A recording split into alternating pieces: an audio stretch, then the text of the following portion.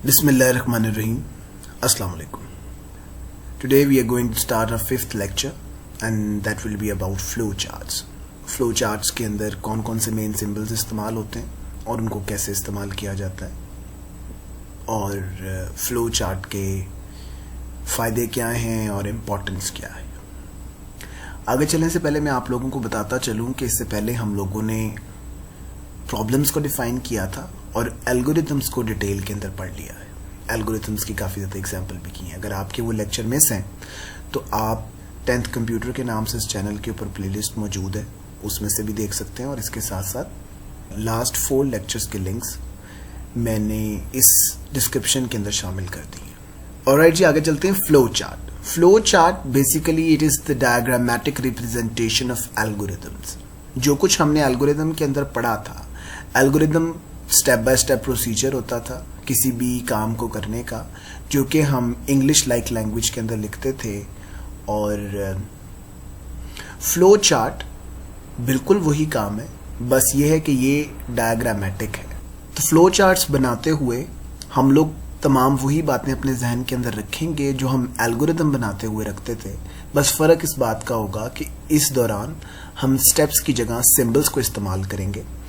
Symbols को इस्तेमाल करने का फ़ायदा एक ये भी है कि ये ज़्यादा अंडरस्टैंडेबल हैं एज़ कम्पेयर टू लैंग्वेज। जिन लोगों की ज़बान नेटिव इंग्लिश होती है उन लोगों के लिए तो इंग्लिश के अंदर एल्गोरिथम्स लिखना और समझना ज़्यादा आसान होता है उन लोगों की निस्बत जिन लोगों की नेटिव लैंग्वेज इंग्लिश नहीं है। जबकि सिंबल्स जो हैं ये जब से इंसान ने लिखना पढ़ना शुरू किया है तब से इंसान के साथ है और अल्लाह सुब्हाना व तआला ने भी इंसान की पहचानने की जो हिस्स है वो काफ़ी ज़्यादा स्ट्रॉन्ग बनाई है एज़ कम्पेयर टू याद करने की। तो इन ही फैसिलिटीज़ को जहन में रखते हुए और इन बातों को जहन में रखते हुए कि ये सिंबल्स वर्ल्ड वाइड इस्तेमाल किए जाते हैं और इनको देखते ही पता लग जाएगा प्रोग्रामर को कि उसने अब यहाँ पर कौन सा स्टेप लेना है या एक यहाँ पर क्या काम हो रहा है।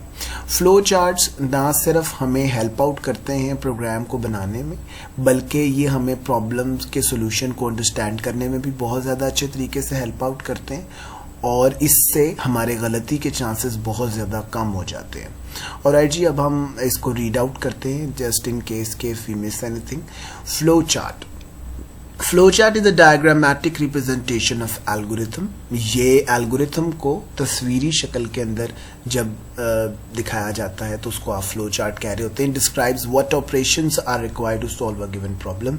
इसके अंदर बताया जाता है कि एक मसले के हल के लिए हमें कौन कौन से काम करने पड़ते हैं, कौन कौन से काम हमें करने होंगे। Importance of flow chart in solving a problem. Flow chart illustrates the sequence of operations to be perform to solve a problem. ये एक सीक्वेंस के अंदर, जैसे एल्गोरिथम के अंदर भी हमारे पास सीक्वेंस ऑफ स्टेप्स होते थे, फ्लो चार्ट्स के अंदर भी हम सीक्वेंस को फॉलो करते हैं। बस इस दफ़ा हम ऑपरेशंस कह रहे हैं उनको, क्योंकि डिफरेंट सिंबल्स डिफरेंट ऑपरेशंस को शो कर रहे होते हैं। In the form of diagram, computer programmers draw flow charts before writing computer programs. वो क्या करते हैं कि सबसे पहले तो एल्गोरिथम लिखा जाता है, फिर एल्गोरिथम से फ्लो चार्ट बनाया जाता है और फिर फ्लो चार्ट से किसी भी लैंग्वेज के अंदर प्रोग्राम बना लिया जाता है। It provides an easy way to analyze and find solutions of the problem. ये एक आसान तरीक़ाकार देता है कि जिसके ज़रिए से हम किसी भी मसले का हल निकाल सकते हैं। यहाँ पर मसले से मुराद प्रोग्रामिंग प्रॉब्लम्स हैं और क्वेश्चंस हैं। Once the flow chart is drawn, जब एक दफ़ा फ्लो चार्ट बना लिया जाता है, it becomes very easy to write the program in any high level language. जाहिर सी बात है, आपने एल्गोरिथम बनाया, एल्गोरिथम के बाद आपने फ्लो चार्ट बनाया, उसके बाद आप जिस भी लैंग्वेज के अंदर उसको कन्वर्ट करना चाहें तो वो काफ़ी ज़्यादा आसान हो जाता है। और इसकी ज़रूरत अक्सर और बेशतर पड़ती रहती है क्योंकि मुख्तलिफ मशीन्स के अंदर मुख्तलिफ जगहों के ऊपर मुख्तलिफ टेक्नोलॉजी और लैंग्वेजेस इस्तेमाल की जाती हैं। तो अगर फ्लो चार्ट हमारे पास मौजूद हो तो प्रोग्रामर को समझाना बहुत आसान हो जाता है, वो सिंपली फ्लो चार्ट को देखकर प्रोग्रामिंग कर सकता है। Once the flow chart is drawn और राइट, ये हम पढ़ चुके थे। It is very helpful in communicating the problem solving methods to other people.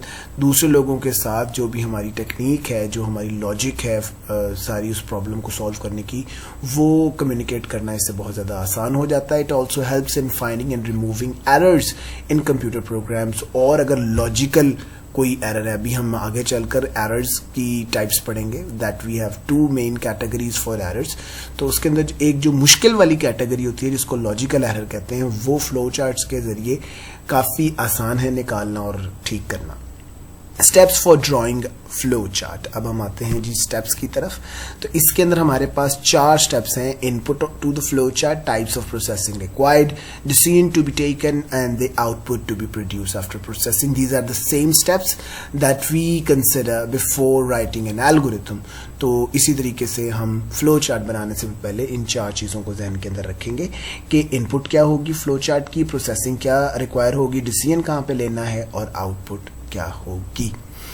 Alright जी, सबसे पहले हम देखते हैं इनपुट के ऊपर कि the flow chart developer must know what exactly the input to the flow chart is. उसको पता होना चाहिए कि फ्लो चार्ट के अंदर इनपुट क्या होगी। The input is determined from the problem statement. For example, the given problem is to convert temperature from Fahrenheit to Celsius. अब अगर हमने फ़ारेनहाइट टू सेल्सियस का टेम्परेचर को कन्वर्ट करना है तो यहाँ पर इनपुट क्या चाहिए होगी जी, हमें फ़ारेनहाइट के अंदर टेम्परेचर चाहिए होगा। अगर हमारे पास टेम्परेचर फ़ारेनहाइट पे मौजूद होगा तभी तो हम उसको सेल्सियस डिग्री के अंदर, सेल्सियस स्केल के अंदर कन्वर्ट कर पाएंगे। Processing, the flow chart developer must decide what type of calculation is to be performed or which formula is to be applied to obtain the required result. अब flow chart बनाते हुए developer को बड़े अच्छे तरीके से ये बात पता होनी चाहिए कि क्या फार्मूला, क्या कैलकुलेशंस, कौन से स्टेप्स हमें रिक्वायर होंगे इस काम को करने के लिए। For example, to find the area of a triangle the following formula is to be use. तो एरिया ऑफ अ ट्राइंगल निकालने के लिए हमें जो फार्मूला चाहिए वो हमें एग्जैक्टली पता होना चाहिए, तभी हम उसको फ्लो चार्ट के अंदर इस्तेमाल कर सकते हैं। Decision, the flow chart developer must decide which control structures. Control structures हम लोग एल्गोरिथम्स के अंदर पढ़ चुके हैं कि सीक्वेंस होता है जिसके अंदर हमारे पास स्टेप्स अपनी नॉर्मल रूटीन में चल रहे होते हैं। रिपीटिशन जिसको हमने लूप कहा था, और सिलेक्शन जहां पर हम कोई स्टेप किसी खास डिसीजन के ऊपर छोड़ देते हैं या फॉलो करते हैं, जिसके अंदर हमने इफ और देन को पढ़ा था। If the condition is true तो देन पार्ट चलता है, और अगर नहीं तो फिर एल्स पार्ट चलता है। जो एग्जाम्पल्स हमने एल्गोरिथम के अंदर बनाई थी, की थी, वही तमाम एग्जाम्पल्स हम फॉलो करेंगे फ्लो चार्ट। उन तमाम एग्जाम्पल के हम फ्लो चार्ट भी बना के देखेंगे। आउटपुट हमें एग्जैक्टली पता होना चाहिए कि हमें आउटपुट क्या चाहिए। तो ये वही सारी बातें थी जो हमने एल्गोरिथम बनाने से पहले फोकस में की थी, और अब हम फ्लो चार्ट की दफ़ा भी इन्हीं को जहन में रखेंगे। फ्लो चार्ट सिंबल्स, तो वी हैव एग्जैक्टली 6 और you can say 7 flow chart symbols, जिसके अंदर फ्लो लाइन है जो कि हमें बताती हैं कि फ्लो चार्ट का सिंबल, जो हमें बताएंगी कि फ्लो चार्ट किस डायरेक्शन के अंदर काम कर रहा है या किस स्टेप के पास हमने कहाँ जाना है, तो वो ये एरो हेड लाइन्स हमें बताती हैं। उसके बाद प्रोसेसिंग सिंबल है जी कि प्रोसेस, जहाँ जहाँ प्रोसेस होगा जिसके अंदर फार्मूलाज वगैरह, ये भी हम डिटेल्स के अंदर देखते हैं। स्टार्ट और स्टॉप, शुरू और आखिर के अंदर ये इस्तेमाल होगा। जहाँ पर हमें डिसीजन लेना होता है, जैसे इफ देन एल्स था, इनपुट और आउटपुट के लिए ये पैरेललोग्राम इस्तेमाल की जाएगी। और कनेक्टर्स, जब हमारा कोई फ्लो चार्ट बड़ा हो जाता है तो हम उसको कनेक्टर्स के साथ जोड़ लेते हैं। तो सबसे पहले हमारे पास आता है जी फ्लो लाइन। फ्लो लाइन क्या है? ये एक लाइन है जिसके किसी एक साइड के ऊपर एक एरो हेड लगा हुआ होगा, तीर का निशान बना हुआ होता है, और ये बताता है हमें कि हमारा फ्लो चार्ट एक सर्टेन सिंबल के बाद एक जगह से अब आगे हमने क्या काम करना है, तो वो हम फ्लो लाइंस के थ्रू गेस करते हैं कि अगला स्टेप क्या है। और इसकी 4 डायरेक्शन है, left, right, up and down. ये तिरछा नहीं बनाया जाता और जिगजैग वगैरह की शक्ल के अंदर नहीं बनाया जाएगा, ये हमेशा स्ट्रेट होगा। तो इसलिए इसका फ्लो लाइन की डायरेक्शंस लेफ्ट, राइट और अप डाउन की होती हैं। इसके अलावा कोई 5वीं डायरेक्शन इस्तेमाल नहीं की जाती। उसके बाद आ जाता है start and stop symbol. Start, जब हमारे पास फ्लो चार्ट शुरू होता है तब ये एक सिंबल इस्तेमाल होगा, और जहां पर ख़त्म होगा वहां पर एक ये सिंबल इस्तेमाल होगा। ये एक Oval shaped, it is a rounded rectangular shaped symbol. Basically Oval कहने की कोशिश की जा रही है यहाँ पे। मैं आपको ऊपर दिखा देता हूँ, ये है जी इसका रेक्टेंगल कह के तो राउंडेड शेप का जी, ओवल शेप का। ओवल एग्जैक्टली इतना ज़्यादा नहीं होता लंबाई के अंदर, इसलिए इसको रेक्टेंगुलर शेप्ड राउंडेड कहा जा रहा है, राउंडेड रेक्टेंगुलर शेप कहा जा रहा है। तो ये वाला सिंबल इस्तेमाल किया जाता है स्टार्ट मतलब जैसे ही फ्लो चार्ट शुरू होगा, जैसे जब हम एल्गोरिथम लिखते थे तो हम फर्स्ट स्टेप के साथ स्टार्ट लिखते थे और आखिरी स्टेप के साथ स्टॉप लिखते थे, तो उन जगहों के ऊपर स्टार्ट और स्टॉप सिंबल आ जाएगा। शुरू के अंदर ये सिंबल बनाकर इसमें स्टार्ट लिख देंगे और जहां पर खत्म हो रहा है यही सिंबल बना के उसमें स्टॉप लिख देंगे। उसके बाद आ जाता है इनपुट और आउटपुट सिंबल। जैसे हमने सबसे पहले देखा था कि जो हमारे पास फॉरेन हाइट के अंदर वैल्यू आ रही है या हमारे पास कोई लेंथ है, विड्थ है, जिसको इस्तेमाल करते हुए हमने फार्मूला जो है वो फार्मूले में इस्तेमाल करनी है वैल्यूज, तो वो हमारी तमाम वैल्यूज किस में आएंगी जी? इनपुट आउटपुट सिंबल में। इनपुट के लिए भी यही पैरेललोग्राम इस्तेमाल किया जाएगा और आउटपुट के लिए भी यही पैरेललोग्राम इस्तेमाल किया जाएगा।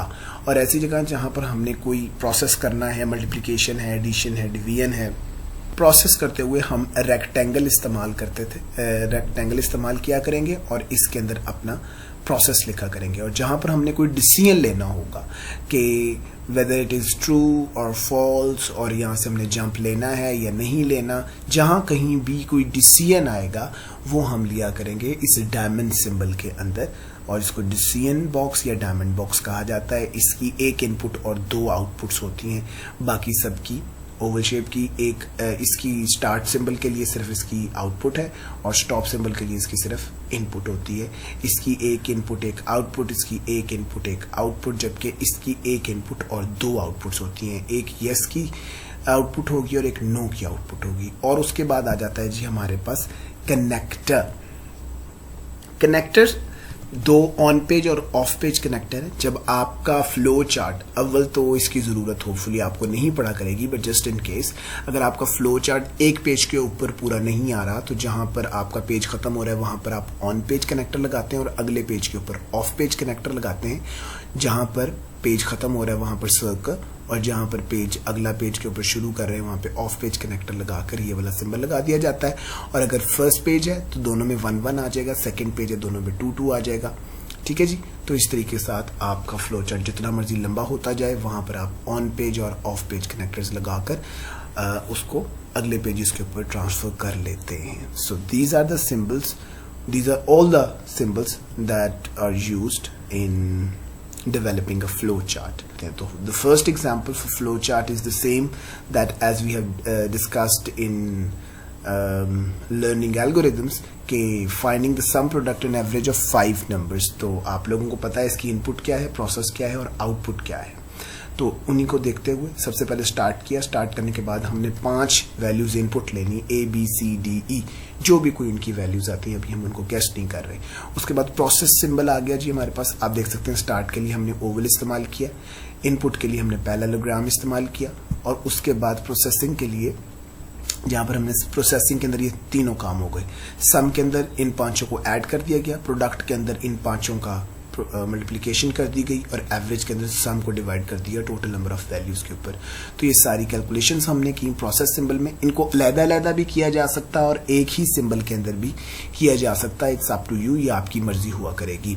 उसके बाद जी हमने आउटपुट के अंदर सम, प्रोडक्ट और एवरेज, इन तीनों को हमने आउटपुट सिंबल में लिखा और स्टॉप कर दिया। आई होप कि आपको ये ज़्यादा आसान लगेगा एज कम्पेयर टू एल्गोरिथम। और अगर आप इस फ्लो चार्ट बनाने के आर्ट को समझ लेते हैं तो आई गेस के computer science is the right subject for you, और आपको ज़रूर प्रोग्रामिंग के अंदर जाना चाहिए। ऑलराइट जी, if you have any questions तो feel free to ask in the comment section, और you can also directly contact me. Thank you.